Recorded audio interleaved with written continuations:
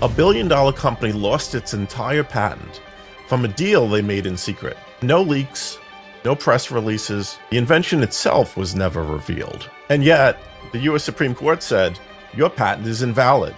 Confidentiality doesn't save you.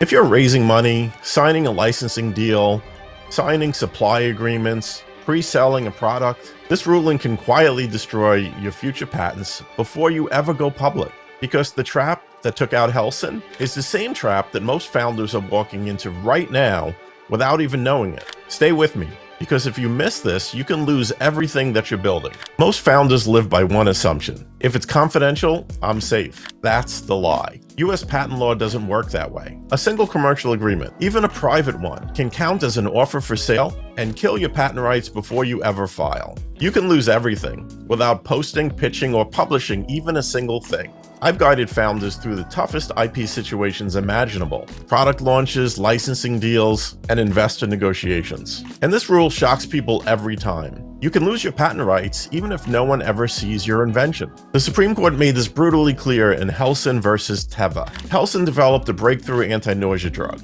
a true innovation. Before filing their patent, they entered a confidential licensing agreement and a confidential supply agreement. No one knew the formula, no one saw the invention, the core details were protected. Or so they believed. But here's the twist. The existence of those deals became public, even though the details themselves were sealed. Helsinn argued, "We never revealed the invention. That secrecy should protect us." The Supreme Court did not agree. They ruled, the deal itself triggered the on-sale bar. Confidentiality doesn't prevent that bar. Therefore, Helsinn's patent was invalid. A billion-dollar protection mode, gone in an instant. And here's the lesson. If confidentiality couldn't save a farmer giant, it won't save a startup, a creator, or an emerging founder. Here's some clear, practical, panic-saving steps. 1. A sale counts, even if everything is secret. Founders think the danger is disclosure, that as long as no one sees the invention, they are safe. But under US patent law, a commercial transaction counts the same as a disclosure. If you sign a supply agreement, negotiate a licensing deal, outline pricing or production timelines, or enter any agreement that implies commercial intent, you've just triggered what's called the on-sale bar. And here's the brutal part. It does not matter if every detail is confidential. The law doesn't care about secrecy. It cares about the existence of the deal itself.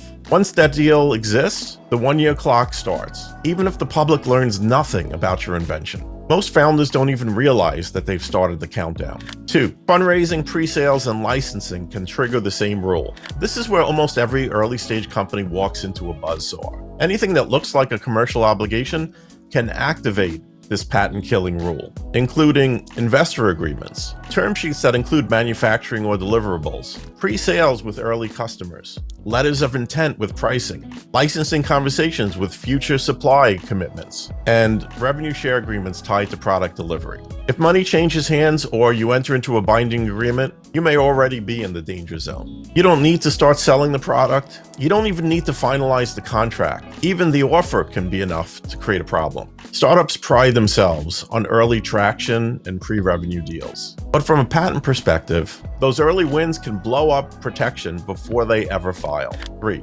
Always file before negotiating deals. That's the rule the smartest founders follow instinctively. 4. They learn the hard way. Provisionals first, deals second. Never reverse the order. A provisional patent application is fast, inexpensive, strategic, and gives you a 12-month runway to negotiate everything safely. Once the provisional is filed, you can negotiate freely. You can court investors. You can enter licensing conversations. You can take pre-orders. You can discuss supply and manufacturing. The danger comes when founders try to wait for the deal to close before they file their patent application. By that point, the clock may have already started, or worse, already run out.